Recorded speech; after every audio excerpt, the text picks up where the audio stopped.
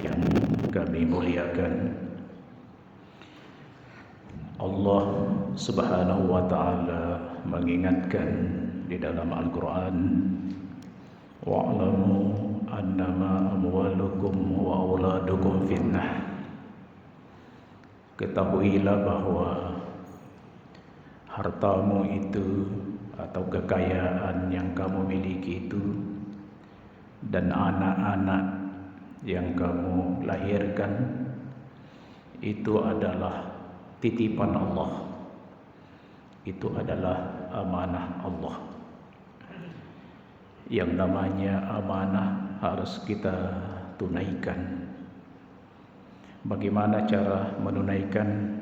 Ikuti petunjuk, ikuti tuntunan Allah dan Rasul-Nya. Kalau kita tidak menunaikannya dengan sungguh-sungguh, dengan baik, maka nanti di hadapan Allah kita dianggap pengkhianat. Menyia-nyiakan amanah adalah khianat. Khianat itu adalah dosa besar. Perlu saya menyampaikan satu hal tentang anak, karena kita berada pada satu masa yang tantangannya luar biasa, bahwa dunia pendidikan, khususnya pendidikan Islam, mengajarkan kepada kita tentang pendidikan anak atau pendidikan manusia seutuhnya. Apa yang dimaksud dengan pendidikan seutuhnya? Pendidikan meliputi semua aspek pada manusia. Sebagai seorang pendidik, saya sedikit agak merasa khawatir dengan sistem kebijakan pendidikan kita sekarang ini, yaitu kurang memperhatikan aspek afektif. Yang banyak ditonjolkan itu adalah aspek kognitif intelektual. Tidak salah sesungguhnya, cuman kalau timpang itu berbahaya. Kan manusia ini, kita semua ini ada dimensi jasmaninya atau lahiriahnya. Oleh karena itu pendidikan-pendidikan yang mengajarkan untuk memperbaiki dimensi lahiriah intelektual itu penting. Kita perlu menguasai teknologi, kita perlu menguasai bahasa internasional. Tetapi kalau hanya itu yang dilihat dalam dunia pendidikan, itu berbahaya. Nanti kita akan melahirkan orang yang cerdas, pintar, tapi kalau mengalami krisis akhlak atau moral, bisa jadi kepintarannya itu dipergunakan untuk menipu. Yang muncul sebagai penipu kan bukan orang bodoh. Yang menipu saat ini orang-orang pintar, mencoba mau membodohi orang, membodohi rakyat. Itu bukan orang bodoh. Tapi kenapa? Karena bisa jadi salah satu faktornya bahwa selama menempuh pendidikan kurang tersentuh aspek rohaninya, atau dalam istilah pendidikan itu dimensi afektif, rasanya menjadi hilang. Tidak bisa merasa, tidak pandai merasa. Yang dia lakukan adalah merasa pintar, tapi tidak pandai merasa. Memang ini mulai agak parah, menakutkan bagi saya sebagai pendidik. Karena kalau kita melihat kurikulum pendidikan, terutama di pendidikan umum yang berada pada naungan Kementerian Pendidikan, itu pendidikan atau pelajaran yang mengajarkan tentang akhlak, khususnya agama misalnya, itu hanya berapa jam. Terlalu timpang. Yaitu hanya sekitar 2 jam. Itu pun kalau sungguh-sungguh dilakukan. Kalau hanya sekedar pelengkap biasa, itu bisa berbahaya. Oleh karena itu memang kita agak sedikit pesimis melihat itu. Tapi saya mau mengajak kita semua, termasuk yang mendengarkan ceramah saya ini di luar, bahwa kita harus menjadi benteng terkuat. Kalau dunia pendidikan kita lalai atau lupa melihat dimensi afektif rohani anak didiknya, maka kita ini keluarga menjadi madrasah utama. Memang kita merasakan itu. Kalau bapak ibu misalnya punya cucu atau punya anak yang masih muda, punya anak di SD misalnya, itu kita bisa merasakan pelajaran-pelajaran anak SD itu. Kalau kita lihat PR, pekerjaan rumah yang dibawa anak ke rumah, kita sebagai orang tua biasanya mengatakan begini, ini pelajaran yang bapak atau ibu dapat ketika bapak ibu ini sudah SMA atau paling tidak SMP. Itu sudah dipelajari di SD. Kenapa begitu? Karena negara ingin anak-anak Indonesia ini memiliki kecerdasan cepat untuk bersaing dengan anak-anak di luar negeri. Ini tidak salah. Tetapi dengan mengabaikan atau tidak memperdulikan pendidikan moral, pendidikan agama, itu juga menjadi ancaman. Terancam kita. Apakah kita ingin punya anak pintar tapi kurang ajarnya juga luar biasa? Kita bisa merasakan sekarang, saya juga merasakan hal yang sama. Oleh karena itu bekerja keras mendidik anak-anak saya. Saya di pesantren, ya ini kita analogikan saja. Kalau kita mau belajar, kemudian gelasnya guru kita di pesantren itu sudah ada di meja. Istilahnya itu kita mau lewat saja di depan gelasnya, itu kita tabik-tabik. Belum pi orangnya, baru gelasnya. Artinya betapa memuliakan guru, menghormati itu. Di situ ada pendidikan akhlak, ada moral. Coba kita lihat anak didik sekarang menyenggol guru, melaporkan guru, ya, berkelahi dengan guru, dianggap hal yang biasa. Apa yang membuat seperti itu? Ada sistem. Ada sistem yang salah dalam dunia pendidikan dan ada sistem yang salah dalam memberikan nilai-nilai pendidikan. Jadi anak seenaknya naik di kursi, nanti ditegur, gurunya dipenjara, gurunya ditahan, dan seterusnya. Sehingga ya wajar juga kalau guru masa bodoh. Biarkan saja dia. Toh juga nanti orang tuanya yang rasakan. Misalnya ya. Ada benarnya. Karena kalau mau dididik dengan pola Islam, ya jangan-jangan nanti secara hukum nasional melanggar. Dijewer kupingnya, diputar, itu sudah dilaporkan gurunya. Maaf, saya ini termasuk yang merasakan, dan justru kita anak ini kalau dipukul di sekolah karena tidak mengerjakan PR misalnya, tidak menyapu, kita takut kalau itu sampai ke orang tua. Sekarang kalau ada seperti itu, dengan enak saja anak melapor, dan orang tua terkadang juga tidak memikirkan, langsung lapor ke polisi, langsung datangi sekolah, kenapa anak saya dipukul dan seterusnya.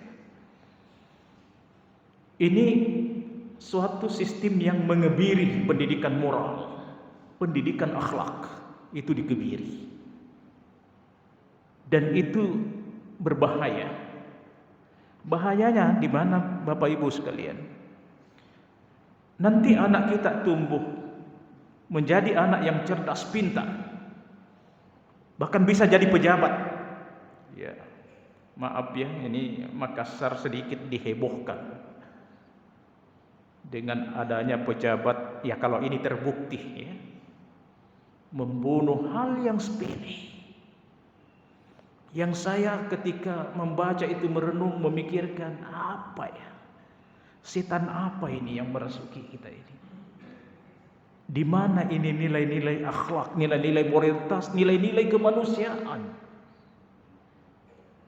Apalagi seorang pejabat publik menduduki posisi strategis, punya pendidikan tinggi. Tapi itulah, nalar tidak didukung oleh nurani. Nalar tidak didukung oleh moralitas dan keimanan. Sehingga itu yang terjadi. Kalau ini gambaran saja, saya melihatnya sebagai gunung es. Ini dampak dari pendidikan yang kurang memperhatikan aspek agama atau aspek moralitas. Imam Malik jauh sebelumnya sudah mengingatkan, ajari anakmu akhlak, ajari anakmu adab 20 tahun. Baru kau berikan pendidikan intelektual. Nabi Muhammad jauh sebelumnya sudah mengingatkan, innama bu'istu liutammima makarimal akhlak, bahwa saya ini diutus untuk memperbaiki akhlak. Karena akhlak adalah kunci. Kalau bangsa kita ini carut marut hari ini, salah satu penyebabnya itu karena krisis akhlak. Rasa malu sudah tidak ada. Menganggap kekuasaan itu sepanjang hidup. Persis iblis ketika membisikkan kepada kakek moyang kita Adam alaihissalam. Adam alaihissalam itu sama dengan Allah, berbicara langsung dengan Allah, ketemu dengan Allah, pendidikan langsung dari Allah. Kemudian Allah masukkan di surga, kemudian diingatkan kepada kakek kita ini Adam alaihissalam, silahkan nikmati semua yang ada di surga. Satu yang tidak boleh kamu lakukan, jangan dekati pohon itu, apalagi mengambil buahnya untuk dimakan, yang dalam Al-Quran disebut dengan Sajaratul Khuld.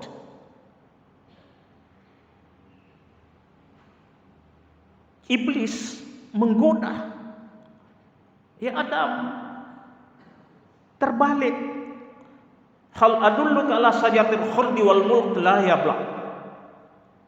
Itu Allah ingin kamu tidak kekal di dalam surga. Coba, nikmat sekali surga kan? Dan Allah tidak ingin kau menikmati surga selama-lamanya. Sehingga apa? Allah melarang kamu. Jadi dekati itu, makan buahnya, kamu akan kekal. Makanya iblis mengatakan, apakah aku akan perlitunjukkan kepadamu Adam? Itu adalah Sajaratul Khuld. Kekekalan, kamu akan kekal hidup, tidak akan kemana-mana, di sini terus. Wal mulki la yabla, dan kamu akan berkuasa dan tidak ada taranya kekuasaan.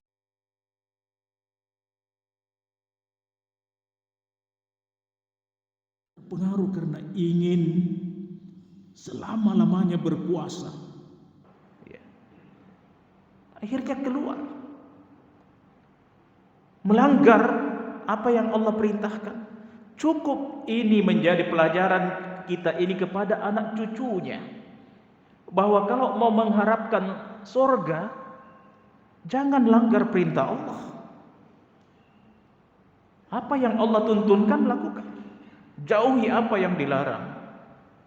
Karena cara iblis menggodanya seperti itu.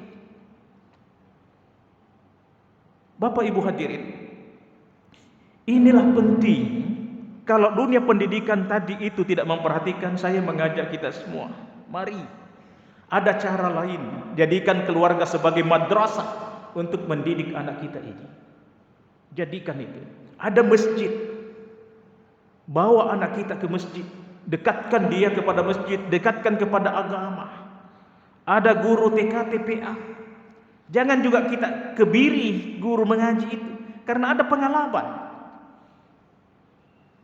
Ada orang tua, anaknya sudah sekolah di sekolah favorit di Makassar ini, sekolah hebat, unggulan. Tidak puas orang tuanya menyekolahkan di situ, cari lagi guru privat, les privat untuk anaknya. Tidak puas lagi, cari lagi tempat bimbingan belajar yang mahalnya luar biasa. dan dia tidak pedulikan demi kecerdasan anak secara intelektual.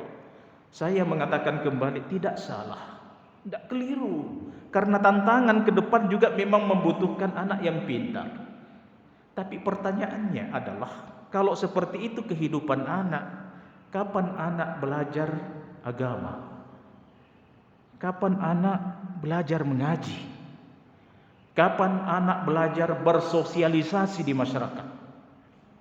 Itu pertanyaan besarnya. Akhirnya dia titip anaknya mengaji di masjid, di TKTPA, yang iurannya 50.000 satu bulan, nunggak 1 tahun. Begitu ditagih, apa kata orang tuanya? Apakah mengaji itu, belajar mengaji itu dibayar? Astagfirullah. Kalau begitu cara pandang kita, kapan kasihan anak-anak muda kita ini yang mengajar mengaji memiliki hidup yang layak? Coba lihat guru-guru privat, guru-guru les itu masih kuliah di perguruan tinggi sudah bisa punya mobil, karena cara kita memberikan penghargaan memang luar biasa. Yang mengajarkan bahasa Inggris, yang mengajarkan matematika, yang mengajarkan akhlak, yang mengajarkan agama, hanya 50.000 satu bulan. Dipertanyakan lagi, apakah itu dibayar? Wajar kasihan kalau kendaraannya hanya sepeda. Itu pun kemurahan hati takmir masjid membelikan sepeda. Bagaimana mau memihak? Bahkan pernah di Sulsel ini, maaf saja, pernah juara MTQ tahun berapa itu, saya ingat, itu hadiahnya juara 1 itu 300.000. Bagaimana tidak pergi main cak doleng-doleng? Coba yang menyanyi itu Pak, begitu juara tingkat nasional, mobil, rumah, fasilitas disiapkan. Belum tentu memberikan pendidikan moral yang baik, akhlak yang baik. Saya khawatir memang ada era nanti ini terjadi lost generation. Generasi kita hilang moralnya, hilang akhlaknya. Yang kuat akan memangsa yang lemah. Yang pintar akan menipu yang bodoh. Tidak saling melindungi. Mengapa? Karena terjadi krisis akhlak, terjadi krisis moral. Bapak Ibu, kita bangun ini bersama. Perhatikan, bagi saya anak tidak terlalu cerdas, biasa-biasa saja, jauh lebih penting dengan moralnya yang seimbang ketimbang pintar, hebat, tapi terjadi krisis moral. Apa bahayanya? Saya khawatir apa yang terjadi di Jawa itu terjadi di kita. Apa itu? 3 anaknya hebat semua, bekerja, dapat posisi bagus, tidak bisa lagi ngurus mamanya. Bikinlah surat wasiat ke Kementerian Sosial supaya ibunya diambil, dimasukkan di panti jompo. Salahnya siapa? Mestinya di masa tua kita ini kita sama dengan anak dan cucu di rumah, bersenda gurau. Ada kegembiraan anak bisa memelihara orang tuanya. Kata Rasulullah sebelum wafatnya itu, dia ulang-ulangi dalam khutbahnya, sungguh sangat celaka ketika dia melangkah naik di mimbar. Sungguh sangat celaka. Karena itu diingatkan oleh Jibril 3 kali, ditanya oleh sahabat, ya Rasulullah, apa yang celaka? Adalah anak yang hidup bersama dengan orang tuanya yang sudah rentah, tapi anak itu tidak mendapatkan surga. Jadi saudara-saudaraku yang mudah ini, adik-adikku, kalau ada orang tuamu sekarang yang tua rentah, itu surga. Ladeni dengan baik. Tidak jauh-jauh, jangan mencari surga kemana-mana. Di rumah kita itu sudah surga. Ladeni apa maunya orang tua. Kata Al-Quran, wa qul lahuma qawlan karima, berkata yang baik kepada orang tua. Perlakukan dengan ahsan, Perlakukan dengan yang terbaik. Apa yang kau memiliki, persembahkan kepada orang tua kita itu. Saya termasuk yang menangis, Pak. Orang tua saya sudah tidak ada. Pingin sekali mengharapkan itu. Ada cara yang paling mudah untuk masuk surga. Itu ada orang tua, terutama ibu ya. Yang surga ada di bawah telapak kakinya itu. Ini penting untuk kita semua. Apa yang kita cari sesungguhnya? Jabatan, pangkat tinggi, kemewahan. Hanya mata'ul gurur, kesenangan yang menipu. Coba lihat saudara kita yang kaya dibawa ke kuburan, ada enggak harta yang dibawa? Iya, ada mobil Alphard mengantar sampai kuburan, setelah itu mobil kembali. Apa yang dia bawa kasihan? Dalam bentuk materi hanya kain putih yang berada di badannya. Kecuali dia bersama dengan amal-amalnya. Yauma la tanfa'u malu wala banun. Ada hari nanti semuanya tidak bermanfaat. Harta anak pun tidak bermanfaat. Illa man ata biqalbin salim. Kecuali nanti kita menghadap kepada Allah dengan hati yang suci, hati yang bersih. Puasa mengolah kita, memelihara kita, menjaga kita supaya kita memiliki hati-hati yang bersih. Semoga ini bermanfaat untuk saya dan kita semua. Hadanallahu wa iyyakum ajmain. Wassalamualaikum warahmatullahi wabarakatuh.